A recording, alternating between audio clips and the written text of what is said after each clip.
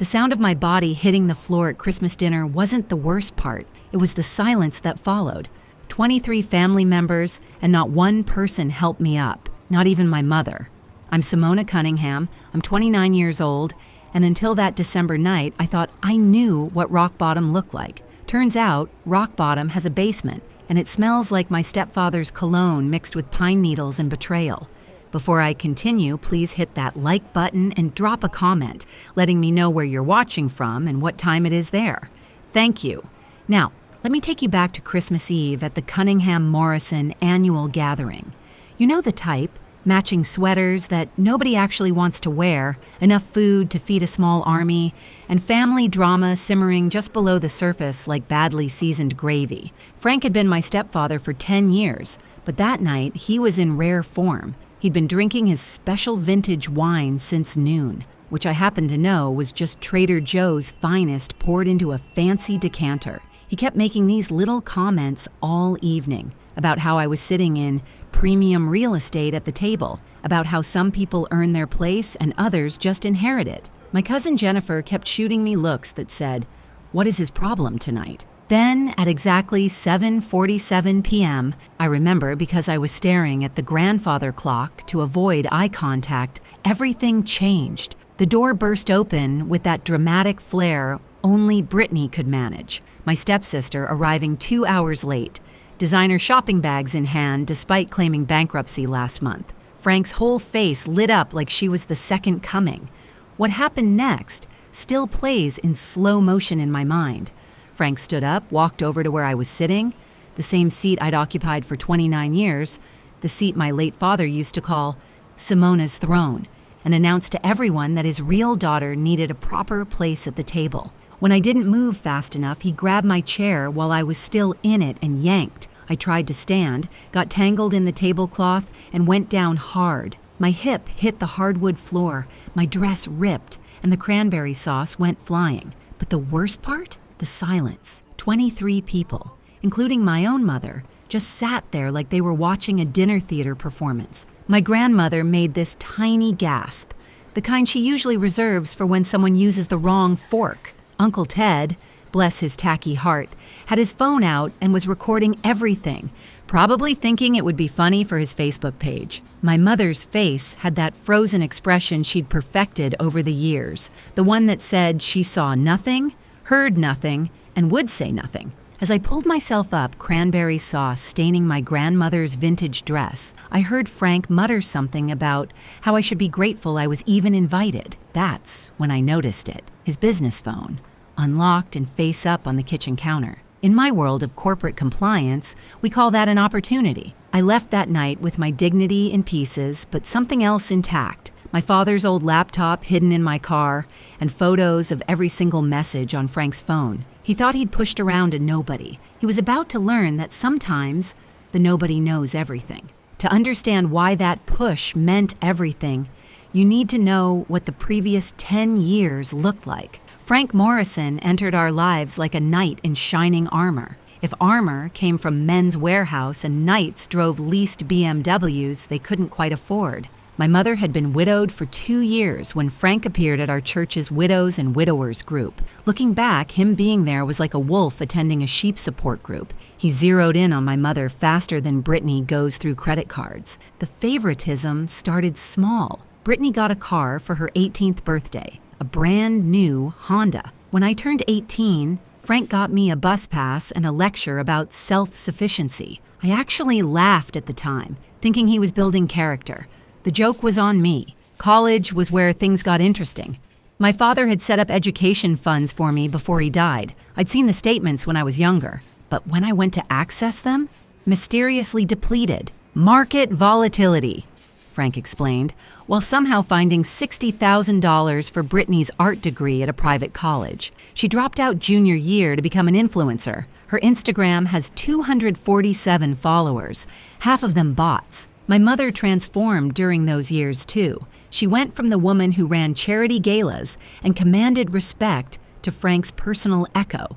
Whatever Frank thinks is best became her catchphrase, like she was a pull-string doll programmed with 5 responses. The real knife twist? The family business my father built from nothing, a small but profitable logistics company, was now under Frank's control. He'd convinced my mother to make him CEO while she was still grieving. I watched him parade around my father's office, using his golf clubs, sitting in his chair like he'd earned any of it. But here's what Frank didn't know. I'd been watching more than he realized. 3 years into their marriage, I'd found discrepancies in the company books during a family dinner where he'd left his laptop open. 5 years in, I noticed property transfers that didn't make sense. 7 years in, I started keeping copies of everything. Thanksgiving last year, my grandmother pulled me aside in the kitchen. She pressed something into my hand, a USB drive. "Your father's old laptop," she whispered. "The one from the garage? Don't let Frank know you have it. There are things on there,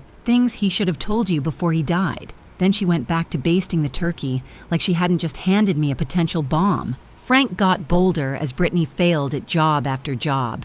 First, she was going to be a fashion designer, then a party planner, then a life coach, which was rich, considering she couldn't manage her own life. Each failure cost thousands. And guess where that money came from? The company my father built.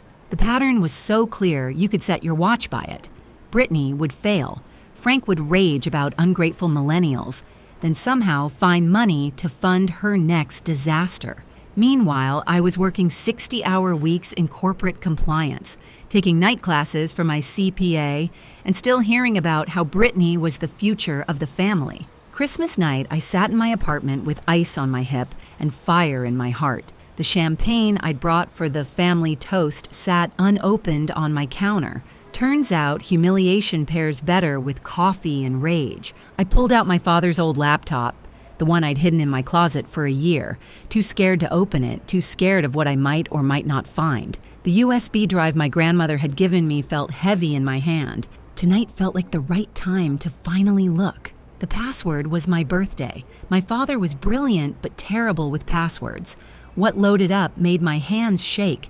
Email archives going back 15 years. Folders labeled insurance, will for Simona, and one that made my stomach drop.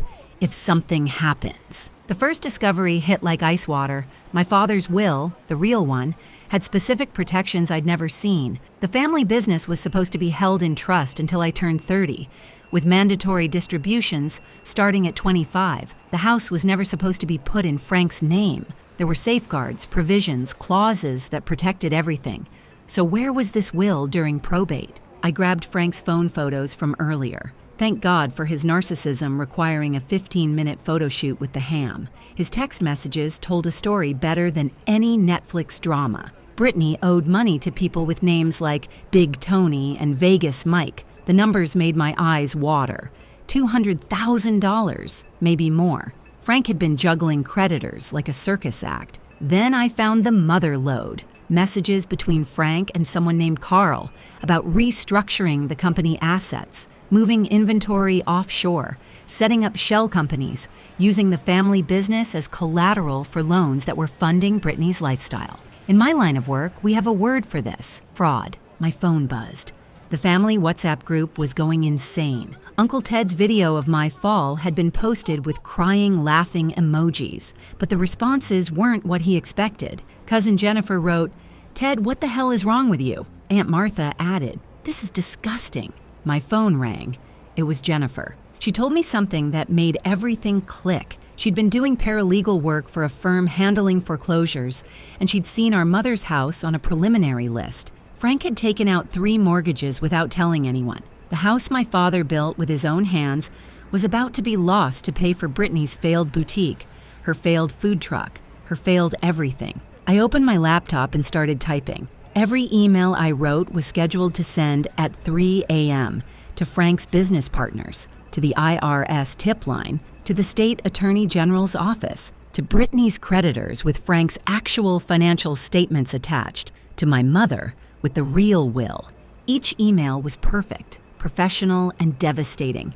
10 years of compliance training was about to pay off in ways my company never imagined. I included Uncle Ted's video in several of them, Let them see exactly who Frank Morrison really was. I woke up at 5:58 a.m. on Christmas morning, 2 minutes before my alarm. I made coffee, sat in my father's old reading chair, and waited. At exactly 6:23 a.m., Frank's world began to explode. The first call came from Carl, his business partner. I could hear Frank's phone ringing from my apartment. He lived 3 floors up in the same building, another thing he'd manipulated my mother into paying for. Then another ring, then another. By 6:45 a.m., the calls were continuous. I pulled up the family WhatsApp to watch the show. Frank had typed, "Simona, what did you do?" in all caps at 6:31 a.m. At 6:32 a.m., he tried to delete it, but 17 people had already screenshot it. Uncle Ted suddenly wasn't finding anything funny anymore. His video had somehow made it onto TikTok overnight and had 50,000 views. Quick pause here, friends. If you're enjoying this Karma Christmas special, please hit that subscribe button and leave me a comment. Let me know your worst family dinner story. Your support helps me share these stories, and honestly, it means more than you know. Back to the chaos. Frank's partners were the first dominoes.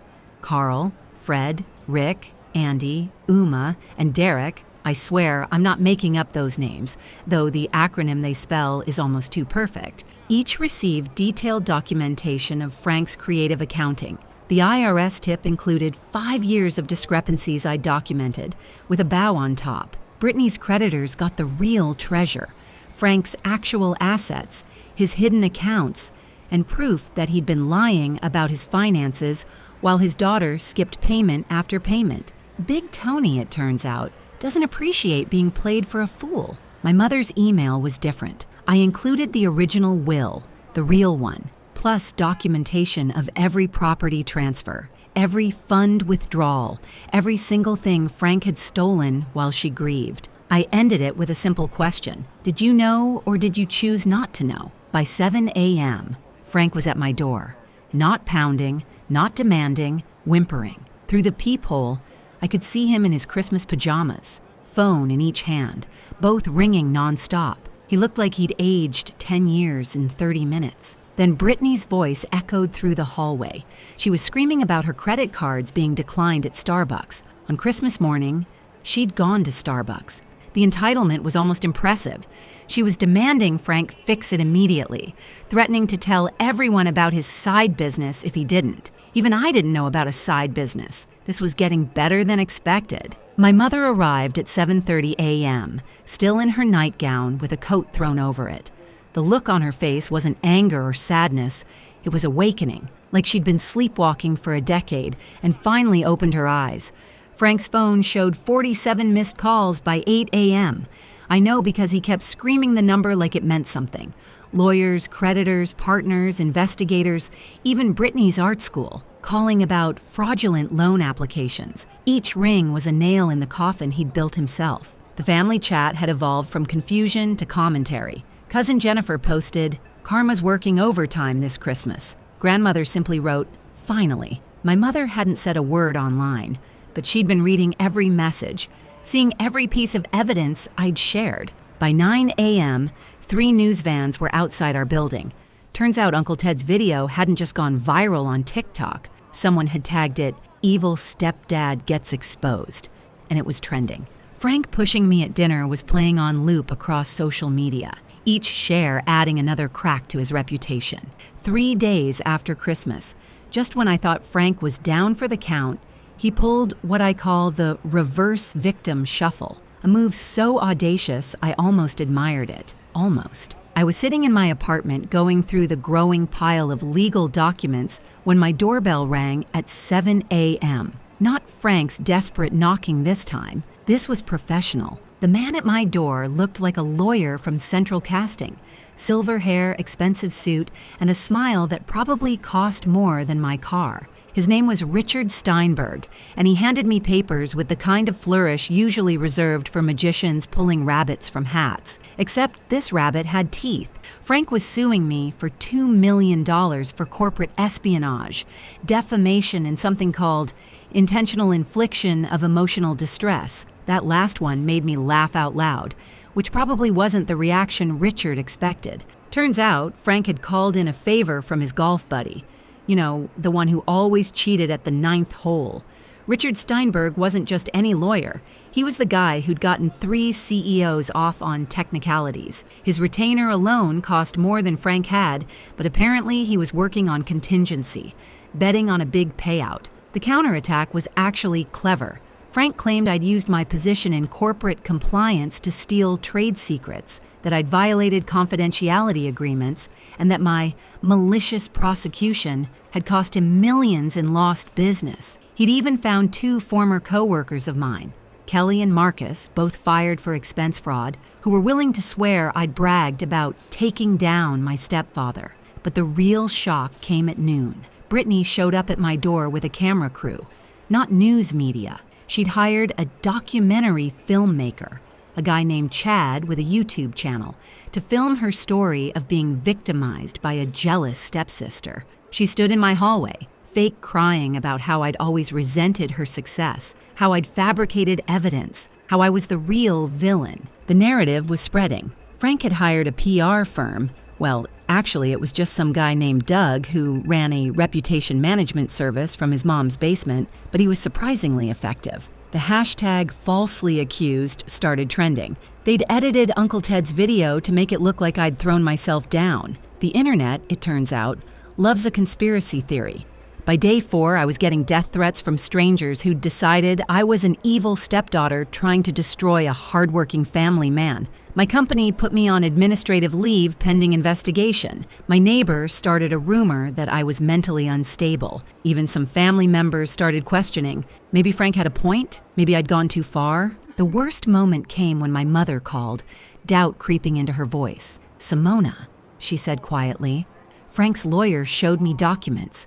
They look real. Did you plant evidence?" The fact that she could even ask that question after everything felt like being pushed all over again. Frank went on local morning television, the kind of show that usually covers lost dogs and bake sales. He wore his best suit and what I call his wounded deer expression. He talked about raising me like his own daughter, about the pain of being betrayed, about just wanting our family back together. The host, who'd clearly never fact-checked anything in her life, nodded sympathetically. Meanwhile, Richard Steinberg was good, really good. He'd found a technicality in how I'd accessed Frank's phone. Apparently, looking at an unlocked phone could be considered unauthorized access to electronic devices. He'd turned my documentation into evidence of an obsessive vendetta. He'd even suggested I'd manipulated my elderly grandmother into participating in my scheme. The hearing was set for December 30th. The judge, Harold Feinstein, was known for favoring dramatic reversals. Frank's team had momentum, media sympathy, and a narrative that was starting to stick. That night, I sat with my father's laptop, wondering if I'd played my cards too early, if Frank was about to flip the entire table. December 29th, the day before the hearing, everything changed again. But this time, Frank's carefully constructed counter-narrative collapsed like a house of cards in a hurricane. It started with Doug, the reputation management expert. Turns out, running a PR campaign from your mom's basement has limitations, specifically your mom. Doug's mother, Barbara, recognized Frank from her book club, not her current book club, the one from 15 years ago in Phoenix, where Frank had gone by the name Francis Morrison Walsh and had scammed 6 widows out of their savings before disappearing. Barbara didn't just call the police. She called her entire network of book clubs across 3 states. By noon, 14 different women had come forward with stories about Frank. Different names, same scam. The wounded family man persona evaporated faster than Brittany's modeling career. Then Kelly and Marcus, my former co-workers who'd agreed to testify against me, had a sudden attack of conscience, prompted by the FBI showing up at their doors. Turns out, lying in a federal investigation is still illegal, even if a fancy lawyer asks you to do it. They flipped faster than pancakes at IHOP, admitting Frank had paid them each $5,000 to lie. But the real bombshell came from an unexpected source, Richard Steinberg's paralegal, a quiet woman named Dorothy who'd been taking notes in every meeting. She'd been recording everything. Legally, since our state is a one-party consent state, Frank, not knowing this, had been extremely candid about fabricating evidence, bribing witnesses, and his plans to flee to Costa Rica once he got the settlement money. Dorothy didn't just quit. She marched into the DA's office with 6 hours of recordings, color-coded transcripts, and what she called her conscience folder. Every dirty trick Richard and Frank had planned. Turns out Dorothy's daughter had been scammed by a stepfather, too. She'd been waiting for exactly this moment. The documentary filmmaker Chad, who'd been following Brittany around, accidentally became the hero we didn't know we needed. He'd been live streaming a lot of his footage, thinking it would build buzz.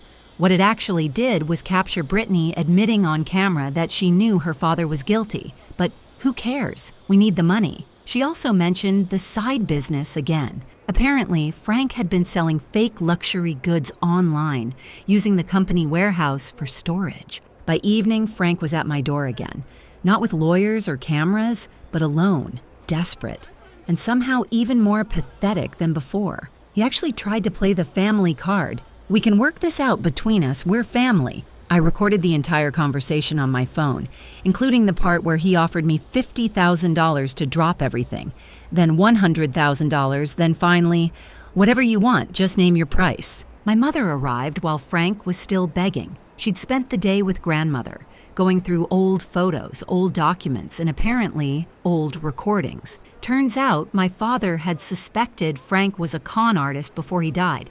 He'd hired a private investigator, gathered evidence, but the cancer took him before he could act. Mother had found it all in a safety deposit box she'd forgotten about. Grief does strange things to memory. The look on Frank's face when Mother played the recording of him bragging to someone about landing the grieving widow jackpot was almost worth everything. Almost. That night, after Frank had slinked away and Mother had gone home to process everything, I sat alone with my father's laptop. There was one folder I'd been avoiding, labeled simply, "For my daughter, open when ready." I finally felt ready. The first file was a video. My father, thin from chemo but eyes still bright, sitting in his study. The timestamp showed it was taken 3 weeks before he died. His voice was weaker than I remembered, but his words were steel. "Simona, if you're watching this, it means Frank Morrison has shown his true colors. I'm sorry I couldn't protect you myself, but I've left you the tools to protect yourself."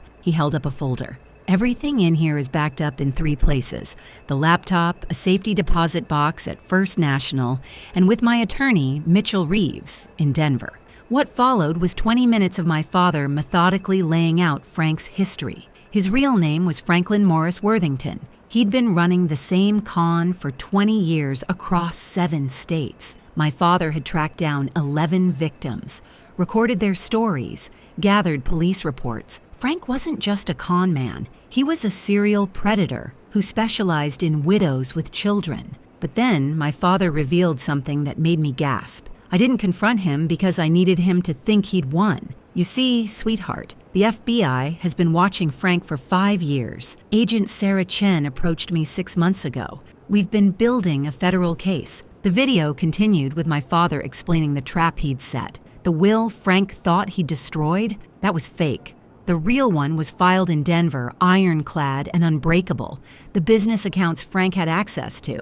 Honeypots with trackers on every transaction. Even the house. It was in an irrevocable trust that would activate on my 30th birthday or upon evidence of Frank's fraud, whichever came first. "I knew I wouldn't be there to activate it," my father said, tears in his eyes, "but I knew my daughter would be strong enough to finish what I started." The next file was labeled Sarah Chen, FBI contact. I dialed the number with shaking hands. She answered on the second ring, like she'd been waiting for years. "Miss Cunningham? I was wondering when you'd call. Your father said you'd know when the time was right." What followed was a conversation that changed everything. Frank's secretary, the one he'd been having an affair with, she was Agent Chen, undercover for 3 years. She hadn't been having an affair. She'd been documenting everything. The side business selling fake goods? It connected to an international fraud ring the FBI had been tracking for a decade. "We were waiting for Frank to make his big move," Agent Chen explained.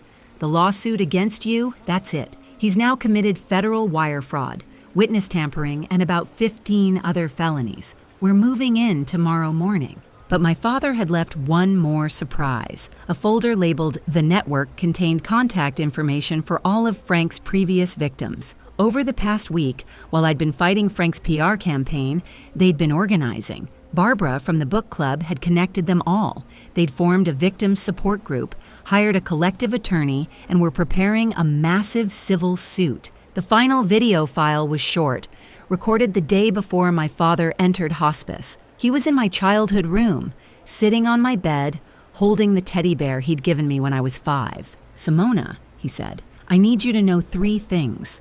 First, I'm proud of who you've become. Second, your mother will need time to heal, but she'll come back to herself. Be patient with her. And third," he smiled, that mischievous smile I'd missed so much. "Frank's biggest mistake was underestimating you. He thinks you're just a sweet compliance officer. He has no idea you got your fighting spirit from both your parents. Give him hell, sweetheart, and then live your beautiful life." The video ended with him placing the teddy bear on my pillow and whispering, "Justice isn't revenge, it's balance. Restore the balance, my darling girl." December 30th arrived with a blizzard and a SWAT team. The arrest happened at 6 a.m. The FBI doesn't believe in sleeping in. Frank was in his underwear, Brittany was screaming about her rights, and somehow, Doug the PR guy was there too, having spent the night crisis managing from Frank's couch. All 3 were arrested, though Doug was released once they realized he was just catastrophically stupid, not criminal. The hearing scheduled for that morning became something else entirely. Judge Feinstein, who'd been ready to hear Frank's lawsuit against me, instead found himself presiding over an emergency asset freeze. The FBI presented their case with the kind of precision that made my compliance-loving heart sing. Agent Chen took the stand. 3 years of undercover work distilled into 2 hours of devastating testimony. She documented everything: the embezzlement, the fraud, the money laundering, even Frank's plans to murder my father by switching his medications, a plan he'd abandoned only because my father was already dying. Richard Steinberg tried to withdraw from the case so fast he actually tripped over his briefcase, but the judge wasn't done with him. Turns out Dorothy the paralegal had recorded Richard knowingly suborning perjury. His law license was suspended before lunch. The victims' network appeared like an avenging army of pearls and sensible shoes. 14 women, all over 60, all telling the same story with different names and dates. Frank had stolen over $3 million over 20 years. The civil suits alone would destroy him, but the criminal charges were what really mattered. The IRS agent who testified actually smiled while reading the charges: tax evasion, tax fraud, filing false returns. The list went on for 20 minutes. Frank owed $1.4 million in back taxes, but with penalties and interest, it was closer to $3 million. They'd frozen everything, even the quarters in his car's cup holder. My mother took the stand to validate the trust documents. She was composed, clear, and when asked about Frank's character, she simply said, "I was grieving. He was hunting." The entire courtroom went silent. But the moment that broke Frank completely was when Brittany took the stand for the prosecution. Faced with her own charges, she'd flipped faster than her failed businesses. She detailed every scam, every lie, every crime she'd witnessed. She even produced recordings she'd made of Frank, insurance for when he inevitably turned on her. The scorpion had stung itself. The federal prosecutor, a woman named Jessica Torres, who looked like she ate defense attorneys for breakfast, laid out the full scope. This wasn't just fraud, it was racketeering. Frank hadn't acted alone. He was part of a network that targeted widows across the country. The fake luxury goods were funding terrorism. The money laundering went through 6 countries. Frank wasn't just facing jail time, he was facing the kind of jail time usually reserved for mob bosses. By the end of the day, Frank had been denied bail as a flight risk. His passport had already been flagged when he'd tried to book a ticket to Costa Rica that morning. Every asset was frozen, every avenue of escape blocked. The man who'd pushed me down was now falling, and unlike me, no one was going to help him up. New Year's Eve arrived with champagne and vindication.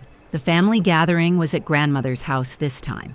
She'd declared the old venue tainted by Frank's presence, and nobody argued with grandmother when she used that tone. The atmosphere was surreal.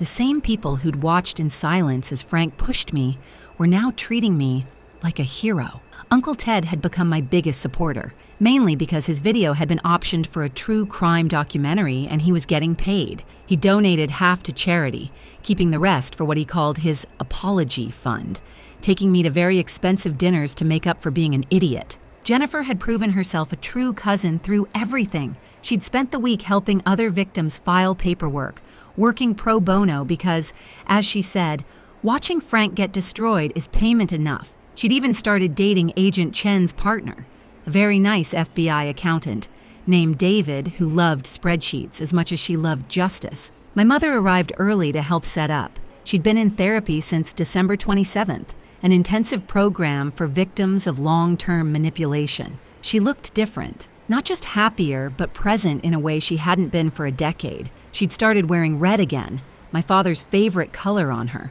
"I need to apologize properly," she said, not to the room, but directly to me, not for being fooled. Grief makes fools of us all, but for choosing comfort over courage, for letting him dim your light to avoid seeing my own darkness. You deserved a mother who fought for you. Instead, you had to fight for both of us. The room went silent, but it was a different silence than Christmas Eve. This was respect, acknowledgement, the kind of moment that heals things. Grandmother stood up, raising her champagne glass. "This family failed Simona once. We will not fail her again, and we will not forget that justice came not from us, but despite us. May we earn the forgiveness she's showing us by being here tonight." At exactly midnight, as the ball dropped on TV, my phone received a notification. The trust had activated. The family business was officially mine. The house was in my name. Every protection my father had put in place had triggered. It was January 1st. New year, new life, new beginning. Frank, meanwhile, was spending his New Year's Eve in federal detention. Brittany had been released on bail but was under house arrest at a halfway house, her Instagram dreams replaced by court-mandated community service. She'd gotten a job at McDonald's. The uniform did not photograph well. Someone had sent me a photo from the detention center's New Year's celebration. Apparently, they'd had sparkling apple cider and stale cookies. Frank was sitting alone in a corner, wearing orange instead of Armani. The man who'd needed to be the center of attention was now just inmate number 4847329. The best part? The documentary producers wanted to interview me.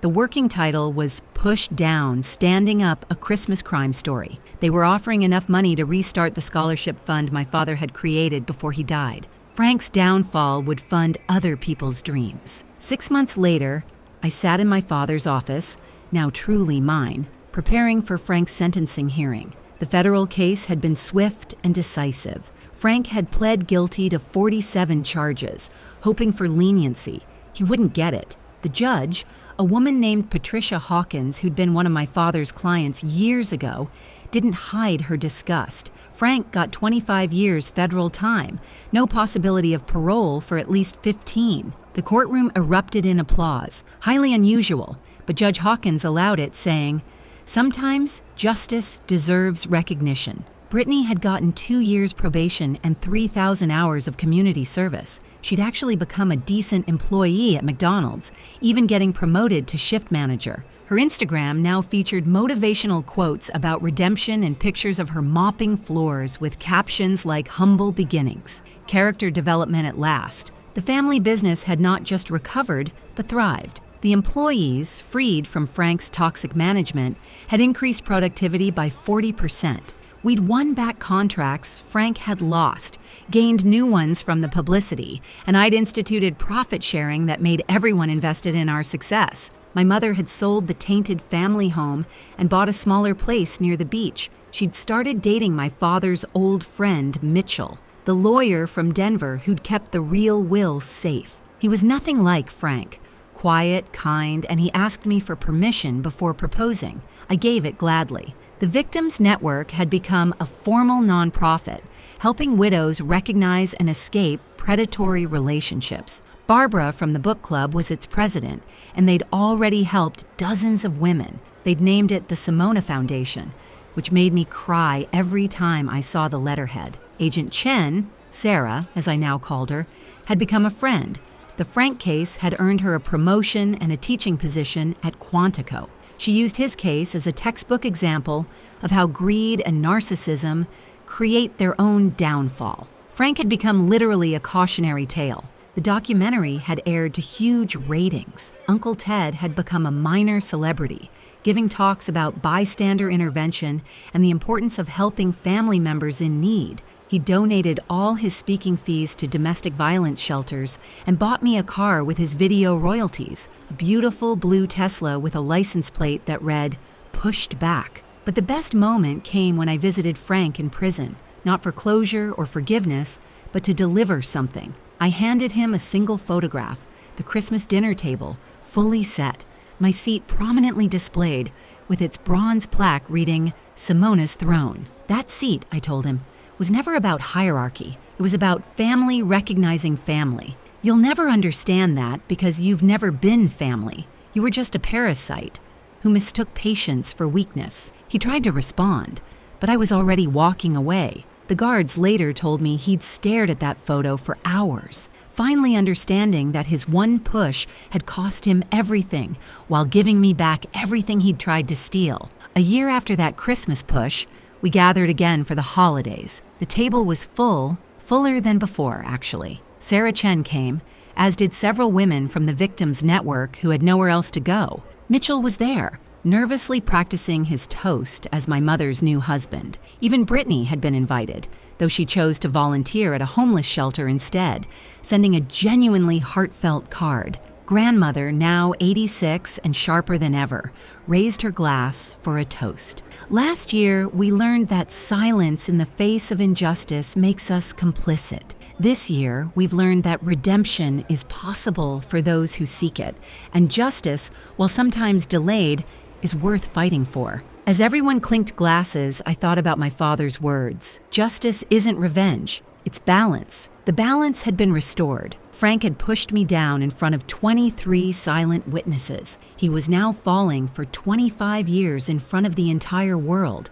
And this time, nobody was silent about what he deserved. They say you should be careful who you push down. They might know how to get back up. But Frank learned a harder lesson. Be careful who you push down at Christmas dinner. They might have a dead father who planned for this exact moment, an FBI agent for a pretend mistress, and a grandmother who's been documenting your crimes while pretending to be confused about her iPhone.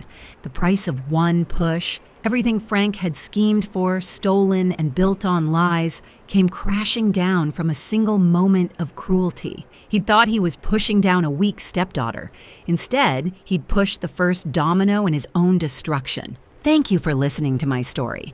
Don't forget to subscribe. A new story is coming tomorrow.